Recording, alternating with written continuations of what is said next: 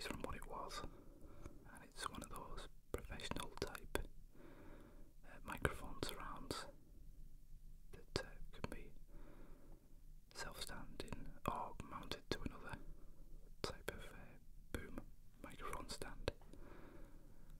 It's 5-panel design, soundproofing on the inside, really good quality, and metal cased all the way around. It's really good. So I thought I'd try my Rode NT1 mounted inside it and see how it sounds. Still, the problem with this microphone, I think, is it does pick up a fair bit of background noise. It seems to when you're listening through it via the headphones. So we'll just have to see how it goes. So I thought the easiest way to test it out would be to just try a quick reading video. I found a book I haven't been reading in a while, and well, I've read it before, should I say, the Expanse series of books, which I picked up this one quite a while ago, read half of it, left it, and then read the rest of it, almost forgot about it, and then had no idea it was being made into a programme called, obviously, The Expanse, and the programme has been done really well. I really enjoy it. First season was absolutely brilliant. It was on Netflix, and it's sci-fi type, with the twist of being more correct to how things would be out there, so to speak. The great distances, travel time, delays in communication, even firing weapons and things. Nothing's instant, everything takes time to travel those distances. And they've done that really well. It's only based in our solar system, but it makes even that seem huge and really vast and bleak and desolate almost. Cold, dirty, not really much out there. And sounds depressing, but it's probably more realistic of what things would be like. And it's interesting to see how different cultures have developed because of that. So if you haven't seen it, I'd recommend it highly. I've started watching the second season, and yeah, the effects and everything are really good. They must have had some good money put into it anyway. So the book, I've started reading on my Kindle from scratch. I'm not starting from the beginning. I just where I left off when I was last travelling away. I thought I'd start it again, so I was reading it on the train. So I'm at about chapter 6, I think. So I thought I'd just give that a go. See how the microphone sounds. See if it's still echoing, if the echo has improved, a bit more dampened with this surround. This microphone is a bit too wide pick up, I think, but see how it goes anyway. So the car sped through the tunnel, siren masking the whine of motors. Behind them, they left curious civilians and the scent of overheated bearings. Miller leaned forward in his seat, willing the car to go faster. There were 3 levels, maybe 4 kilometres from the station house. Okay, Havelock said. I'm sorry, but I missed something here. What? Miller said. He meant, what are you missing? Havelock took it as, what are you missing? A water hauler, millions of clicks from here got vaporised. Why are we going to full alert? Our systems will last months even without going to rationing. There are a lot of other haulers out there.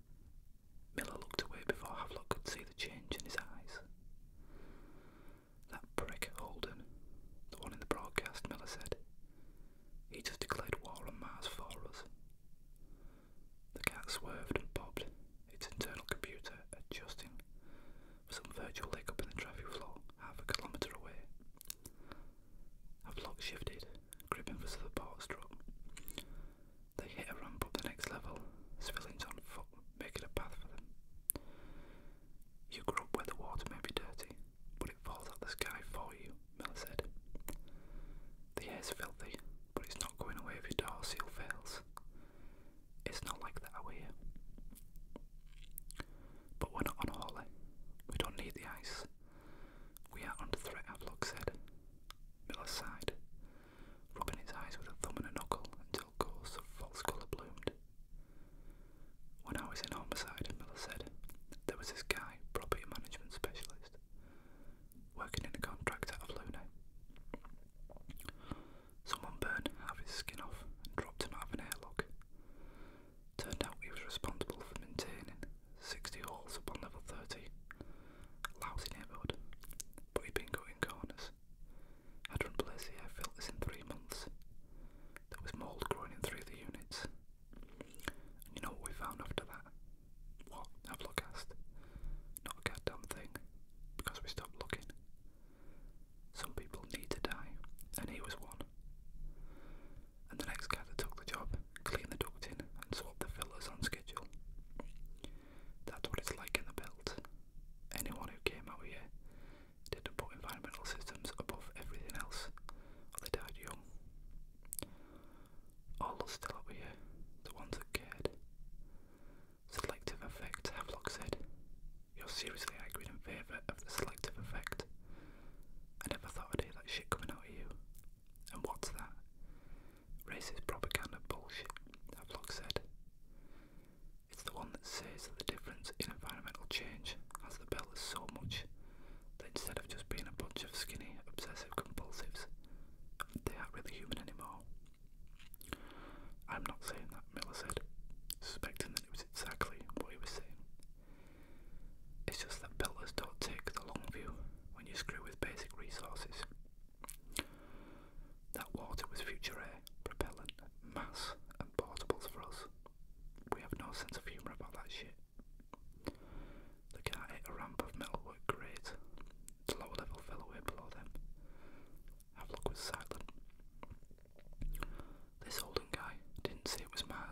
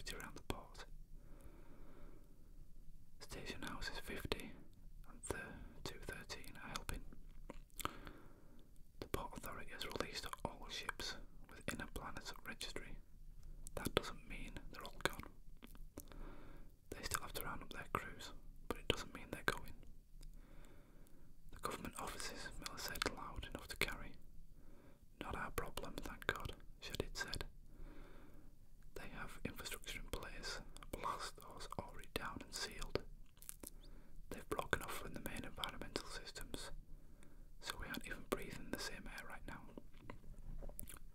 Well, that's a relief.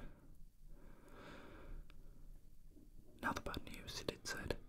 Miller heard the silence of 150 cops holding their breath. We've got 80 known OPA agents on station. They're all employed and legal, and you know this is the kind of thing they've been waiting for. We have an order from the governor that we're not going to do any proactive detentions. No one gets arrested until they do something. Angry voices rose in chorus. Who does he think he is? Someone called from the back. Should it snapped at the comment like a shark.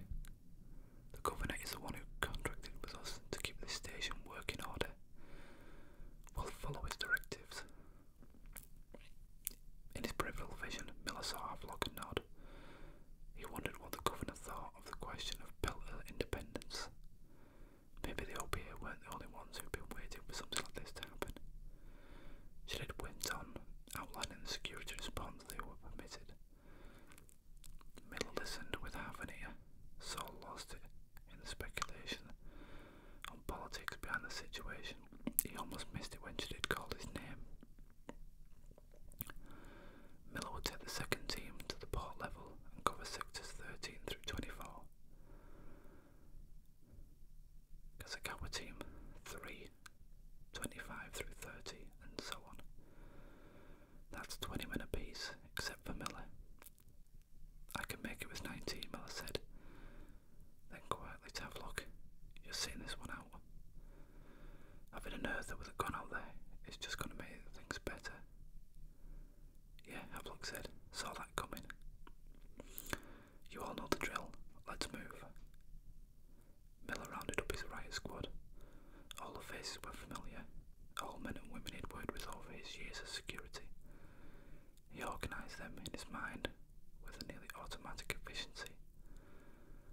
Brown and Gelbrich both had SWAT experience, so they would lead the wings if it came to crowd control.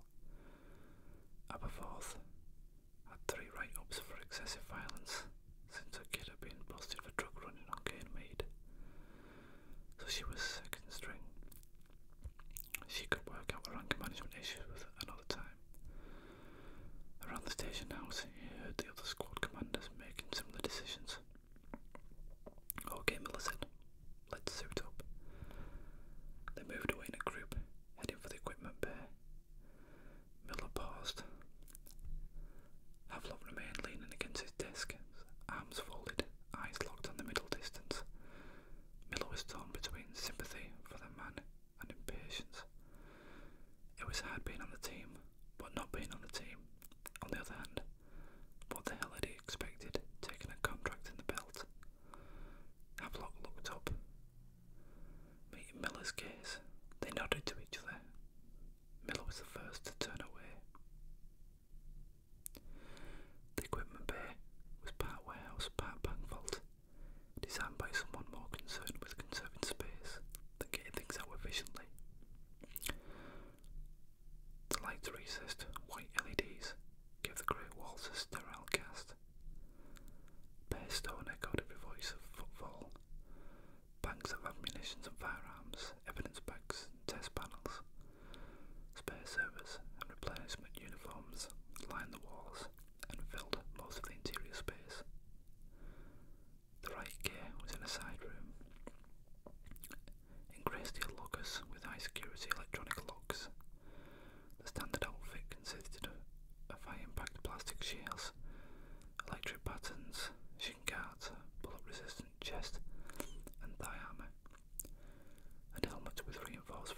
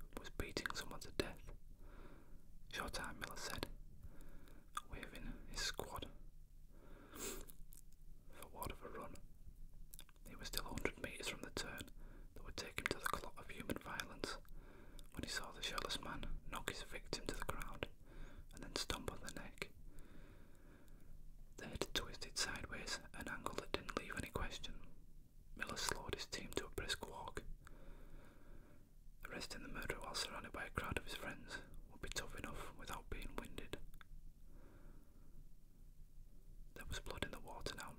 Miller could sense it. The mob was going to turn out. To the station, to the ships. If the people started joining in the chaos, what path would it be likely to take? There was a brothel 1 level up from there, and half a kilometre anti-spinwood that counted the inner planet types. The tariff inspector for Sectors 21 was married to a girl from Luna. I'd bragged about it maybe once